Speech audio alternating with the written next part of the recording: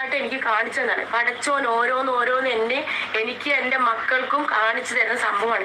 ഈ ഒരു പെറ്റ തള്ള ചെയ്യുന്ന പരിപാടിയാണ്. 2 കൂടും തകിട് കൊടുത്തിട്ട് ഇതിന്റെ ഉള്ളിൽ ഡപ്പ ഇത് പൂട്ടിയിട്ടാണ് പോവല്. ഈ സാധനം പൂട്ടാൻ പറ്റും.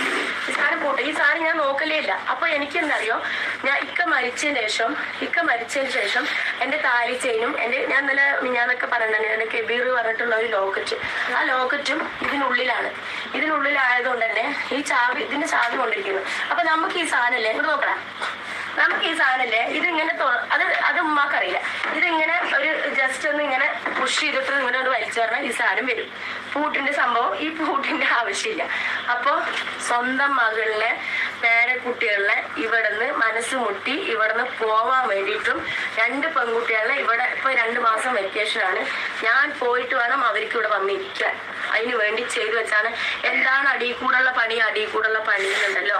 അപ്പൊ ഇതാണ് അടിയിൽക്കൂടുള്ള പണി. അറിയാത്തവർക്ക് വേണ്ടിയിട്ടാണ് ഇങ്ങനത്തെ സംഭവങ്ങൾ ഉണ്ട്. നമ്മുടെ നബിക്ക് പോലും സിഹർ ബാധിച്ചിട്ടുണ്ട് എന്നാണ് ഞാൻ പഠിച്ചത് ഒരു വിവരം. അപ്പൊ നമ്മുടെ നബിന്റെ അനുയായികളായ നമുക്ക് എന്തായാലും ബാധിക്കും. അപ്പൊ ഇത് കണ്ടല്ലോ, ഇത് എന്റെ പടച്ചോൻ എനിക്ക് കാണിച്ചു തന്നാണ്, എനിക്ക് എന്റെ മക്കൾക്കും കാണിച്ചതാണ്.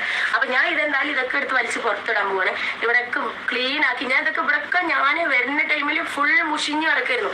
ഇവിടെയൊക്കെ ഞാനാണ് എല്ലാ പൈസയും മുടക്കി ഇറക്കി എല്ലാ പൈസയും 2 ലക്ഷം ഉറുപ്പ്യ ഞാൻ ഈ വീട്ടിലേക്ക് ഇറക്കിയിട്ടുണ്ട്. 10,000-60,000 ഉറുപ്പ്യന്റെ ഗോൾഡ് ഉമ്മാക്ക് എടുത്തു കൊടുത്തിട്ടുണ്ട്. ഇത് ഇവിടുത്തെ 10,000 ഉറുപ്പ്യന്റെ അടുത്ത് 10-15,000 ഉറുപ്പ്യന്റെ അടുത്ത് ഞാൻ ഇവിടെ പെയിന്റ് അടിച്ചിട്ടും ബാക്കിയുള്ളതൊക്കെ ആയിട്ട് ഞാൻ ഇറക്കിയിട്ടുണ്ട്.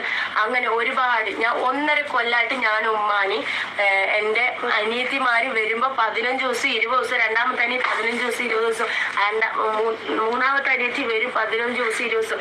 ഞാൻ ഒരു സാധനം പൂട്ടി വെക്കലും എടുത്തു വെക്കലില്ല. ഞാൻ മാർജിൻ ഫ്രീന്ന് എങ്ങനെയാണോ സാധനങ്ങൾ വെച്ചത് അതങ്ങനെ ഞാൻ ഈ അടുക്കളയിൽ കൊണ്ടുവരും. കാരണം ഞാൻ സർജറി കഴിഞ്ഞിട്ട് ഇരിക്കണോണ്ട് എനിക്ക് തീന്റെ ഗ്യാസിന്റെ ആവിയൊന്നും കൊള്ളാൻ പറ്റില്ല.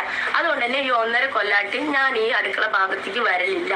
ഞാൻ ഇപ്പോഴാണ് ഈ അടുക്കള ഭാഗത്തേക്ക് വരല്. അപ്പൊ ഞാൻ എല്ലാ സാധനങ്ങളും ഇവിടെ എത്തിക്കലാണ് പതിവ്. ഉമ്മ എന്താ വേണ്ടെന്ന് വെച്ചാൽ പറഞ്ഞാൽ മതി, ബില്ലിട്ടാൽ മതി പറഞ്ഞിട്ട് ഞാൻ എത്തിക്കലാണ് പതിവ്. ഇപ്പോൾ ഓരോ ദിവസം ചെല്ലുന്നവരുണ്ടെങ്കിൽ ഷാജിദ ഉണ്ടെങ്കിൽ തൻ്റെ വീട്ടിൽ നടക്കുന്ന സംഭവങ്ങളെ പറ്റിയാണ് എല്ലാ ദിവസവും കണ്ടന്റ് ആക്കിക്കൊണ്ടിരിക്കുന്നത്. ഇന്നലെ ഉണ്ടെങ്കിൽ അമ്മ എന്നെ അടിച്ചു, ഇന്ന് മാന്തി, ഇന്ന് കൂടുപത്രം വെച്ചു, അങ്ങനത്തെ ഉള്ള ഓരോരോ കാര്യങ്ങളും പറഞ്ഞാണ് ഇതാണ് കൊണ്ടെങ്കിൽ ഓരോ ദിവസം വീഡിയോ ചെയ്തുകൊണ്ടിരിക്കുന്നത്. അതെന്തോ ആർക്കിയോളജിസ്റ്റിനെ പോലെ എന്തോ തപ്പിയെടുക്കുന്ന പോലെയാണ് വീട്ടിൽ നിന്ന് ഇതേണത്തുള്ള സാധനമൊക്കെ തപ്പിയെടുത്തിട്ട് വീഡിയോ ഇടുന്നത്. ഇപ്പോൾ എല്ലാ വീട്ടിലും പ്രശ്നങ്ങളൊക്കെ ഉണ്ടാവും, ഇല്ലെന്നൊന്നും ഞാൻ പറയുന്നില്ല. അതോടെ തന്നെ എല്ലാ അമ്മമാരും അച്ഛന്മാരും അല്ലെങ്കിൽ മക്കളും ഒന്നും കറക്റ്റായിട്ടുള്ളവരൊന്നും ആയിരിക്കുന്നത്. എന്നാൽ പോലും ഉണ്ടെങ്കിൽ വീഡിയോ നടക്കുന്ന എല്ലാ കാര്യങ്ങളും ഇതേ കണക്കുണ്ടെങ്കിൽ വീഡിയോ ആക്കി ഇടുക, അതുണ്ടെങ്കിൽ കണ്ടന്റ് ആക്കി ഇതേ കണക്ക് പൈസ ഉണ്ടാക്കുന്നതൊന്നും കറക്റ്റായിട്ടുള്ള കാര്യമല്ല. ഇതിപ്പോൾ ഭയങ്കരമായിട്ടൊരു സീസണായിട്ട് വന്നിരിക്കുകയാണ്. വീട്ടിൽ ചെറുതായിട്ടൊന്ന് അടിക്കുകയോ അല്ലെങ്കിൽ വഴക്ക് പറഞ്ഞാലോ അല്ലെങ്കിൽ ചെറുതായിട്ട് എന്തെങ്കിലും ഒരു പ്രശ്നം വന്നാലോ ഉടനെ ഫോൺ എടുക്കുക, ഒരു വീഡിയോ റെക്കോർഡ് ചെയ്യാൻ തുടങ്ങുക, വീട്ടിലെ എല്ലാ കാര്യങ്ങളും പറയുക. കുറച്ച് കഴിയുമ്പോഴത്തേക്കുണ്ടെങ്കിൽ അവർ എന്നെ സെറ്റായതിന് ശേഷം ഞാൻ അറിയാതെ പറഞ്ഞു പോയത് എന്നെ മാപ്പാക്കണമെന്ന് പറയും. പിന്നെ ഒന്ന് ചേരുന്നതൊക്കെ ഇതുപോലത്തെ ഒരുപാട് പരിപാടികൾ നമ്മൾ കണ്ടുകൊണ്ടിരിക്കുകയാണ്. അതിലൊരു ഭാഗമാണെന്നൊന്നും അറിയത്തില്ല. ചിലപ്പോൾ ഇത് സത്യമായിരിക്കും. ഇതിനകത്തുള്ള കാര്യങ്ങൾ നടക്കുന്നതുകൊണ്ട് തന്നെ വേറെ ആരും പറയാനില്ല. അതുകൊണ്ട് ആൾക്കാരെ അറിയിക്കാൻ വേണ്ടിയായിരിക്കും ഇതുപോലത്തുള്ള കാര്യങ്ങൾ ചെയ്യുന്നത്. എന്നാൽ പോലും ഉണ്ടെങ്കിൽ നമ്മളെ വീട്ടിൽ നടക്കുന്ന കാര്യങ്ങളൊന്നും അധികം ആൾക്കാരെ അറിയിക്കാതിരിക്കുന്നതാണ് നല്ലത്.